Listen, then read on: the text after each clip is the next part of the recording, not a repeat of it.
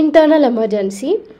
So internal emergency మన కంట్రీలో విధించి ఆల్మోస్ట్ 50 years అయిపోయింది. June 25th, 1975న మన కంట్రీలో ఫస్ట్ టైం ఇంటర్నల్ ఎమర్జెన్సీ అనేది విధించినారు. సో ఈ ఎమర్జెన్సీస్ గురించి చదువుకుందాం. సో మన ఇండియాలో 3 types ఆఫ్ ఎమర్జెన్సీస్ అనేవి ఉన్నాయి. ఒకటి నేషనల్ ఎమర్జెన్సీ.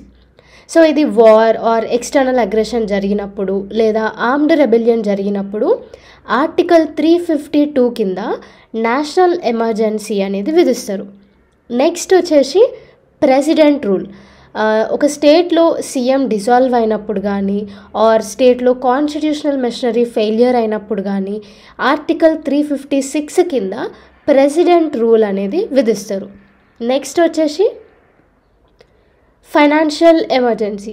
సో మన కంట్రీలో ఫినాన్షియల్ స్టెబిలిటీ లేనప్పుడు ఆర్ ఫినాన్షియల్ స్టెబిలిటీకి థ్రెట్ ఉన్నది అని అనిపించినప్పుడు ఈ ఎమర్జెన్సీ ఆర్టికల్ 360 కింద విధిస్తారనమాట.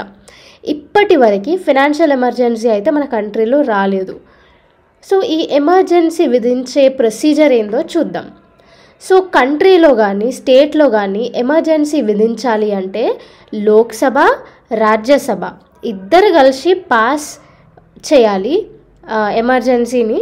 సో అట్లా పాస్ చేసిన 1 month లోపల అప్రూవ్ చేయాలన్నమాట. సో ఎమర్జెన్సీ విధించాలి అని పాస్ చేసిన 1 month లోపల లోక్సభ, రాజ్యసభ అప్రూవ్ చేయాలి. అట్లా అప్రూవ్ అయినాక నెక్స్ట్ 6 months వరకు ఎమర్జెన్సీ పీరియడ్ అనేది వ్యాలిడ్ ఉంటుంది.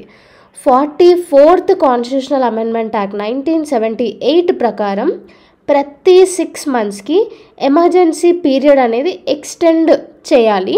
సో అట్లా ఎక్స్టెండ్ చేయాలంటే లోక్సభ, రాజ్యసభ అప్రూవ్ చేయాలి, అది కూడా స్పెషల్ మెజారిటీతోని. సో ఇప్పుడు స్పెషల్ మెజారిటీ అంటే ఇప్పుడు పార్లమెంట్లో ప్రజెంట్ అయ్యి ఓట్ వేసే వాళ్ళలో 2/3 members ఫర్ ఉంటే అంటే ఎమర్జెన్సీ ఎక్స్టెండ్ చేయాలి అనేసి ఓట్ వేస్తే దానిని స్పెషల్ మెజారిటీ అనేసి అంటారు. అండ్ ఒకవేళ ఎమర్జెన్సీ టైంలో లోక్సభ డిజాల్వ్ అయితే కొత్త లోక్సభ ఏర్పాటైన 30 days వరకు ఈ ఎమర్జెన్సీ పీరియడ్ అనేది ఉంటుంది. ఓకే, సో ఎమర్జెన్సీ ఎట్లా స్టాప్ చేయాలి, ఎట్లా రివోక్ చేయాలి అంటే ప్రెసిడెంట్కి ఆ పవర్ ఉంటుంది. ఎమర్జెన్సీని ప్రెసిడెంట్ ఏ టైంలో అయినా రివోక్ ఆర్ ఆపేసే పవర్ అనేది ప్రెసిడెంట్కి ఉంటుంది. దీనికి పార్లమెంట్ అప్రూవల్ ఏం అవసరం ఉండదు. ఒకవేళ ప్రెసిడెంట్ కాకపోతే లోక్సభ ఎమర్జెన్సీ పీరియడ్ని కూడా డిస్కంటిన్యూ చేయడానికి సింపుల్ మెజారిటీ కావాలి. ఓకే, త్రూ సింపుల్ మెజారిటీ ఎమర్జెన్సీని రివోక్ చేయొచ్చు అనమాట. సో స్పెషల్ ఇప్పుడు సింపుల్ మెజారిటీ అంటే 50% + 1 ఓట్ ఉంటే సరిపోతుంది.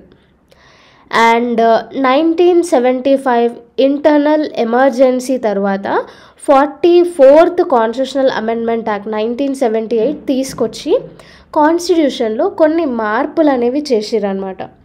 ఆ మార్పులు ఏందో చూద్దాము. ఫస్ట్ థింగ్, ఎమర్జెన్సీ విధించాలి అంటే క్యాబినెట్ మెంబర్స్ ప్రెసిడెంట్కి రిటర్న్ అడ్వైస్ అనేది ఇవ్వాలి. నెక్స్ట్ వచ్చేసి ఆర్టికల్ 359 కింద ఎమర్జెన్సీ పీరియడ్లో అన్ని ఆర్టికల్స్ అప్లికబుల్ లేకపోయినా ఆర్టికల్ 20 అంటే ఎమర్జెన్సీ టైం అప్పుడు ఏ ఆర్టికల్స్ అప్లికబుల్ ఉండవు, but article 20 right to protection in respect of conviction for offences. ఇంకొకటి ఆర్టికల్ 21 ఏంది, right to life and personal Liberty. So article 20 ఇంకా 21 ఈ 2 ఆర్టికల్ ఎన్ఫోర్సబుల్ ఉంటాయి, వేరే ఆర్టికల్స్ లేకపోయినా కానీ ఈ 2 అయితే పక్కా ఉంటాయి ఎమర్జెన్సీ టైం పీరియడ్ అప్పుడు. నెక్స్ట్ వచ్చేసి article 83 duration of houses of parliament. ఇంకా ఆర్టికల్ 172 ఏం చెప్తుంది అంటే డ్యూరేషన్ ఆఫ్ స్టేట్ లెజిస్లేచర్స్.